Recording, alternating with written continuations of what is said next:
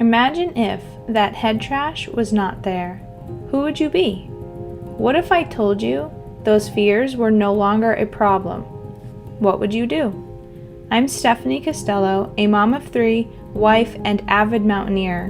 Beyond all of these, I am very much like you, an average person trying to navigate this thing we call life.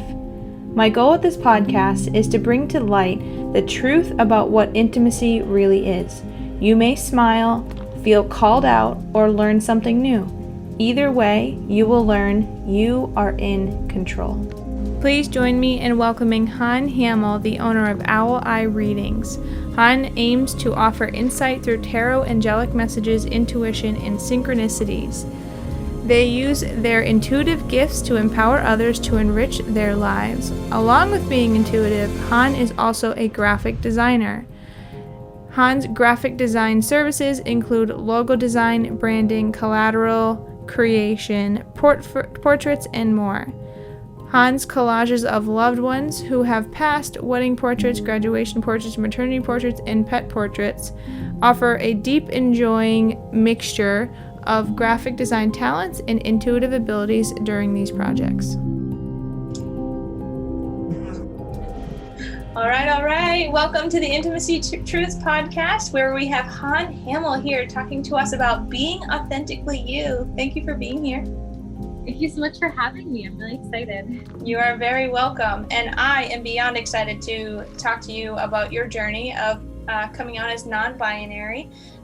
This is one that I know I've heard before, but I'm very excited and passionate about bringing your story to the listeners and to people who may be thinking about it and trying to figure out their own selves and how to be authentically them.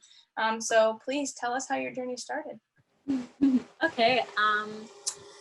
Well, I suppose I should start at the beginning. So before figuring out gender at all, it was really easy for me to figure out sexuality. And a lot of the times those two things are intertwined. So sometimes you start with gender or sexuality and then you figure out the other, or vice versa. So at like age 13, I was like, oh, I like girls too, but I'm going to stuff that down deep and deal with it later.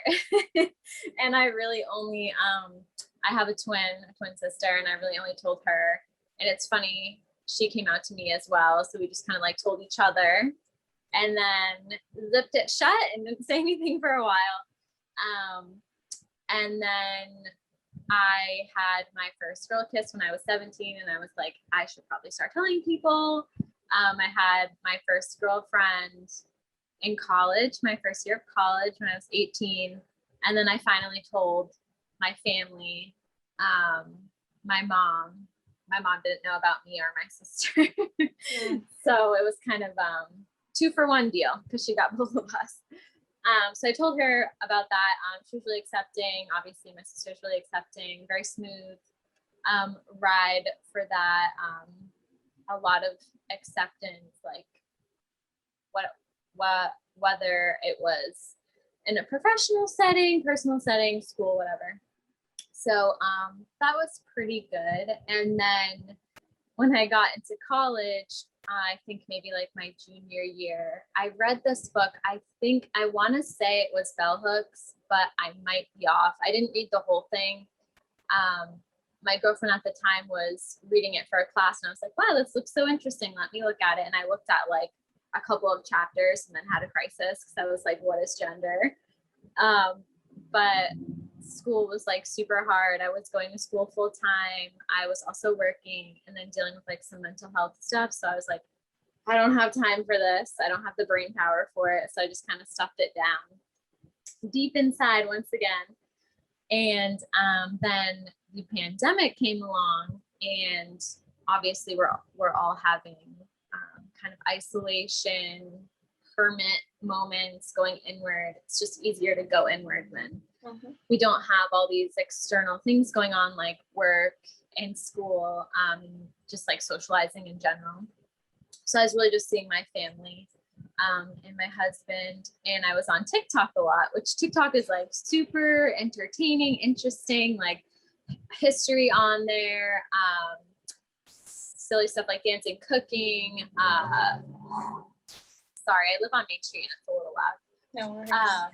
But very diverse, so interesting. You can learn a lot of stuff on there, and obviously there's a big Pride community, so the For You page was showing a lot of that. And then there was a lot of people who were talking about gender, and they're like, now that I'm in the pandemic and I don't have to perform a certain way for other people, I'm having to really critically think about my gender and say, is this right for me, or was I just doing it because it was expected of me and I just kind of fell in line?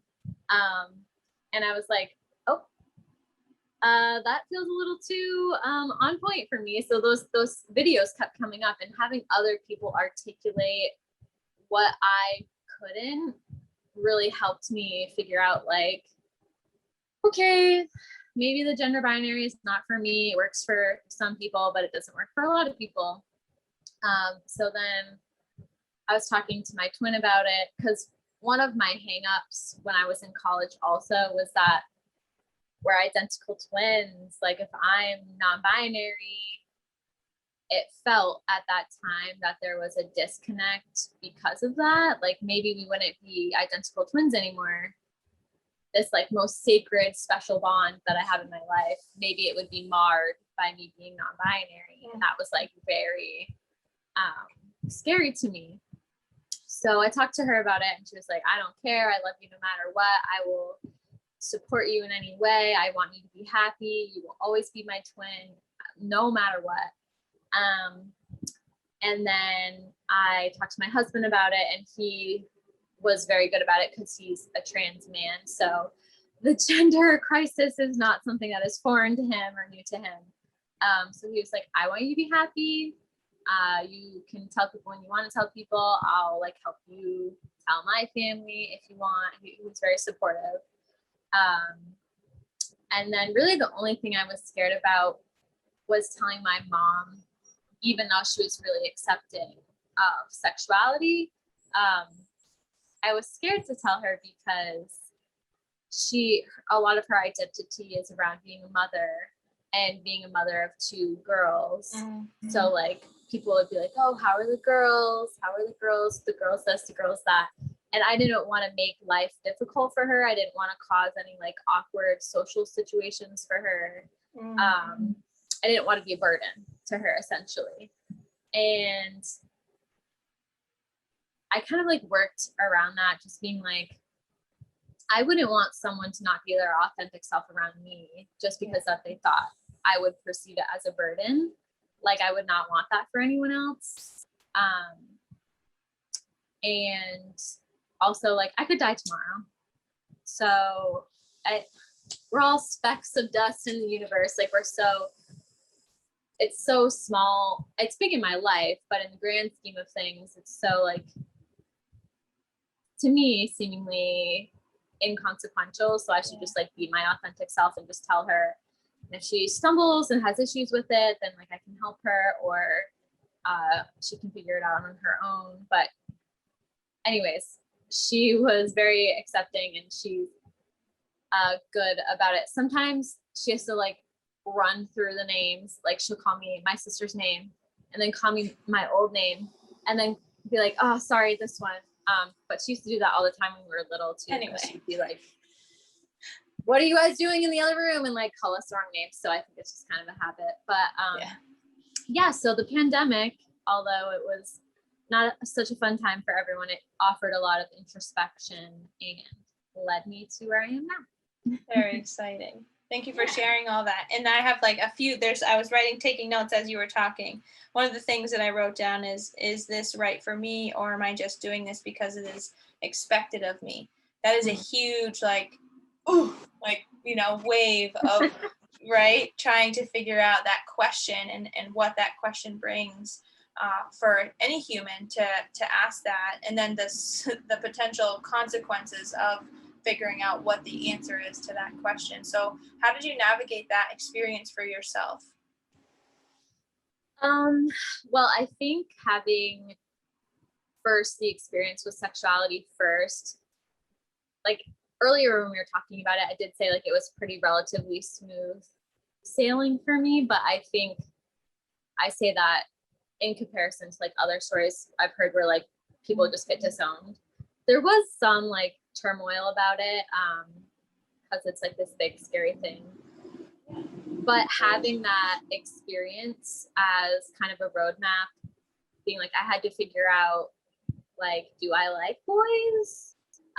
Is this just because like I was told to? Do I like girls? Does everyone just think they're pretty? Like it served as a framework to be like, okay, I had to question all of this stuff about myself at a really young age. And now I'm an adult. So I have more language, I have more tools. I can use the framework that I had before and apply it to this situation. So I think that definitely helped me get through it. Yes, for sure. And change is scary. At the core of what we're talking about, that change in those transitions and how to navigate those, and oh no, what's going to happen if this person doesn't accept it, and how do I navigate that, right? That's all of the not reciprocal, but the continued thoughts and the train that just keeps going on until we get to our place of acceptance. So right now you're talking about your initial opening of your sexuality as if it was this breeze, but back then I'm pretty sure there was a lot of fears, a lot of worries, right? A lot of disruption in your safety as I really work hard in helping people find safety in freedom, right? Where you were talking about safety over freedom when you were scared back then when you were coming out. It's like, oh no. And same thing with your bond with your sister. Oh no, what happens? Am I going to lose this safety with this desire for this freedom for my own happiness, right? And that's one of the biggest challenges and one of the $1,000,000 question of how do I find safety in freedom rather than lose a little bit of freedom for a little bit of safety or vice versa. And so the key is creating that safety for ourselves and re-identifying that safety and during that time to change and during those times of transition. So if you had one tip about that you could give to somebody who is questioning their sexuality, questioning their gender, questioning anything of how they identify, what's the biggest offering of support you would give them? I think I would say two things. I would say that coming out is also like a societal structure. So like you don't have to if you don't want to, because straight people don't need to come out. And it's kind of this colonial idea that we have in our society. Yeah. I like so that. Like, you don't have to if you don't want to. Right. It's your private business, and also safety is important. Like if you're a young person, and maybe you're in an unsupportive household and you can't come out, or you'll get kicked out or abused in some way, you are not being less authentic if you don't come out. Safety is important, and if you know who you are and you love and accept yourself for who you are, that's the most important thing. So I would say, yeah, coming out is not a must. Safety, especially for young people, is important. You will find your community. Really quickly, just to add to that place, that acceptance, needing that acceptance externally is a valuable thing. If you can't get it, finding that way to have that acceptance internally in a safe way is so important. Acceptance and then definition. You don't have to define yourself to anyone outside. Only you get to define you for you, and that's where it counts most.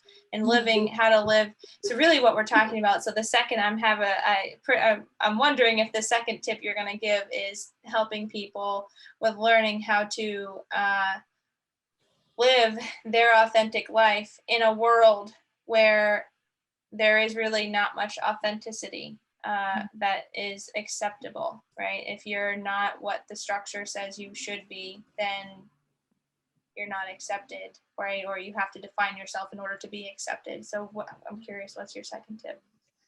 Well, the second tip would be that you don't have to be likable to everyone.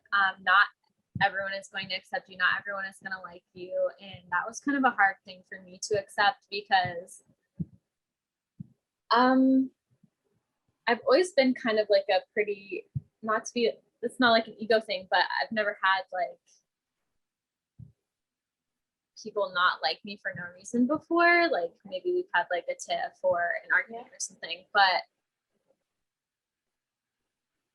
being like a socially acceptable size person and being like able-bodied and being white, like I'm very likable to like what is supposed to be liked. Yeah. But coming out as non-binary, like you have to make waves and you kind of have to like stick up for yourself. And there are going to be a lot of people that don't like that. You can kind of hide your sexuality a little bit more. Like it's not something that is, you can let people in on it and share it, but it's not something that is like right in your face always. So for me to be like, it's always been easier for me to like stick up for other people and say things on their behalf. But for myself, it's kind of a little harder to say things for myself. So being like, okay, you're gonna have to like correct people if they misgender you. And it's okay, that's valid. Like you're allowed to do that. And that might make people not like you. And that's okay. Because if someone doesn't like me for like what's literally hurting no one, then they're not someone I want to be friends with. They're not someone I want to work for or work with. And that's okay. You don't have to be this like perfect little package presentable to everyone. Yeah. Because that's not realistic. Yeah.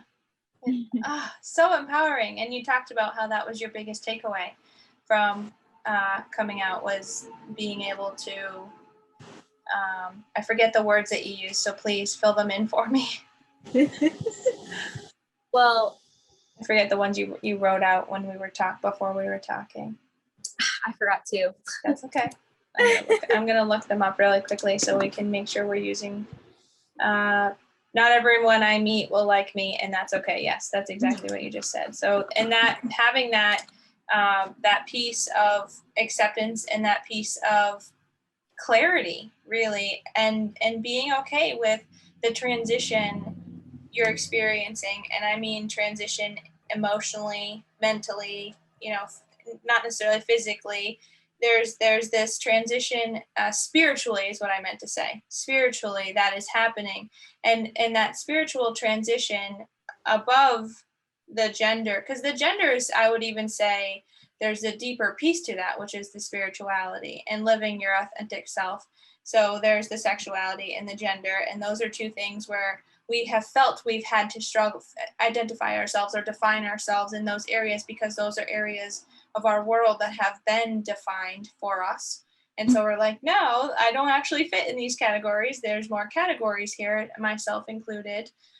There's some categories and I'm like, no, I don't fit there, but I definitely fit over here.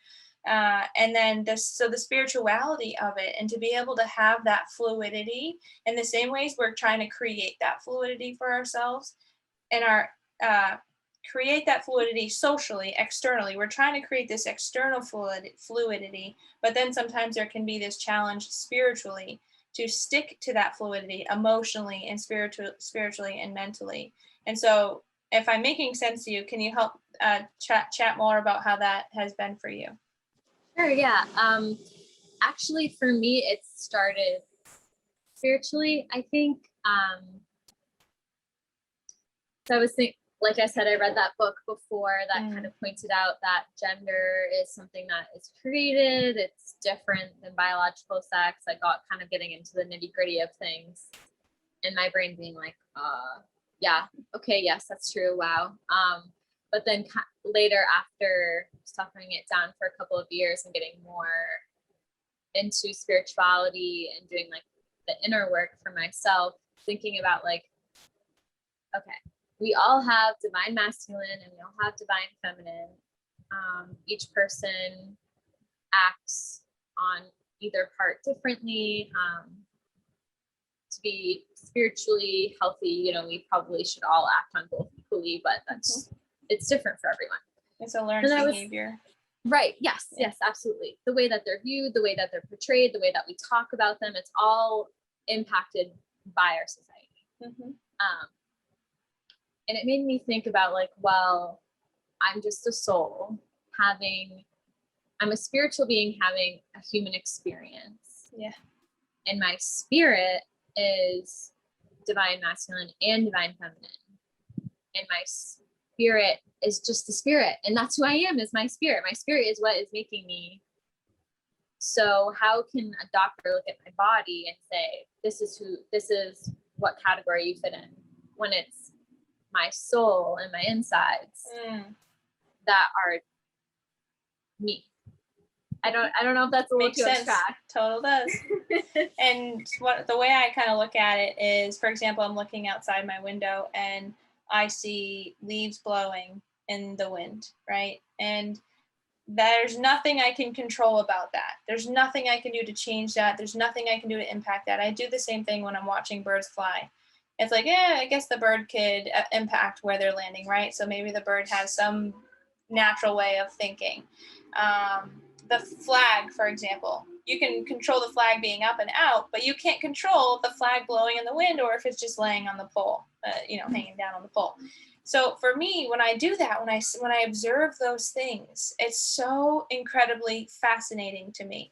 The other day at dinner, I was talking about our garden and we were talking about planting asparagus and how asparagus grows and it just naturally evolves to a new bulb, which then, promotes more asparagus and stuff. So these little intricate ways that it just happens. There's nothing we have to do to make it happen. It can just happen on its own.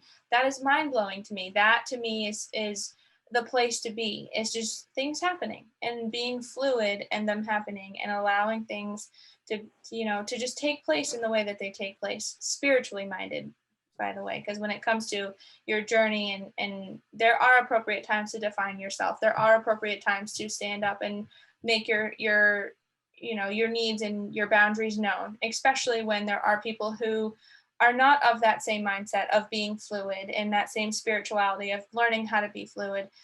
There are individuals who they don't necessarily wake up and say, I'm going to be evil today, right? They don't plan it on, when they're waking up and getting out of bed, but they do have this approach to their spirituality in this not healthy way. Right. And so when they are approaching their spirituality in those ways, it's important for our spirituality to be protected and our fluidity to be making sure that we're not allowing that negativity to penetrate our positivity. And even calling it negative is like saying male or female in my mind. I really try not to say I'm right versus wrong. It's the same thing as female versus male. We're imposing judgments on somebody else. And so I usually try to extend love and light. I'll even give an example of myself when I was not in a spiritually minded state and I was driving through, I don't know if I've talked about this on the podcast before, but I've shared this story several times because for me, it was like this mind-blowing experience for myself, just watching myself have this experience. But I was driving through this little town and this woman looked like she just got out of bed. Her hair was like a total mess, but she was dressed like she was ready to go to this like Broadway show or something. And I instantly had this thought of like, lady, why do you care what everybody thinks about in your front yard? Like what you look like in your front yard. And then I was driving and like within seconds, this all happened. And it was like this hoity-toity town. And I was like, who am I right now? Like, who do I even like, who am I to even define this area as hoity-toity? I have no idea. I don't even know a single person who lives here. Like what? And then secondly, why do I care what this woman's dressed like in her front yard? Here I am saying, why do you care what people? And then I'm the one thinking the same, like judging her for why she cares what people, right? It just didn't make any sense. And so I'm driving, after I had that moment, that split second, like process in my head, I was driving down like, this is not who I am. This is not who I want to be. This is not who I want to partake, how I want to partake in my physical experience in this world. And so that, one, don't be hard on yourself if you do have those moments, because that is from watching TV or hearing ads. Like that way of thinking is imprinted on you if you allow it to be. And two, give yourself some grace, but two, being able to recognize it and changing it and getting yourself back to that fluidity, that fluid state is so valuable. And that process and how you do that is very empowering, because then I was able to take the next 20 minutes to literally energetically send that woman love and light, like apologizing, even though she had no idea what just happened. I was like, Yeah. that was not fair to you. That was not fair to this town. That was not fair to me to even have those, like, that's not who I am. And I really spent 20 minutes of like getting myself out of that whole old negative way of thinking and into my new desirable fluid state. And we can do that in all areas of our life, not just with our gender or sexuality. So thank you for sharing your story. This has been very incredible to hear, especially where it really at the core of what we're talking about is transition and change, and how to create that safety in the freedom we desire, how to find safety in the freedom we create, right? And not letting those imposed perspectives guide our spirituality or anything else thereafter. Totally. I always tell people, this is kind of like my catchphrase at my old job, that change is literally the only constant. It's the only thing that we can really count on. So to be able to accept that can be a journey, but it's helpful. That right there is like, change is the only thing we can count on. Mm-hmm. That's like, I gotta let that one sink. That's true. I've never heard that before. Change is the only thing we can count on. I love that. That's awesome. That is a very amazing mantra. That is going to be so powerful to many of the people that I work with. Another one that is one of my favorites is pain is inevitable, suffering is an option. Mm-hmm. That transition, that change, it will be painful, but you do not have to suffer through it. Mm-hmm. That's true. This is awesome. Well, thank you for being here. No problem. Thank you for having me. You're very welcome.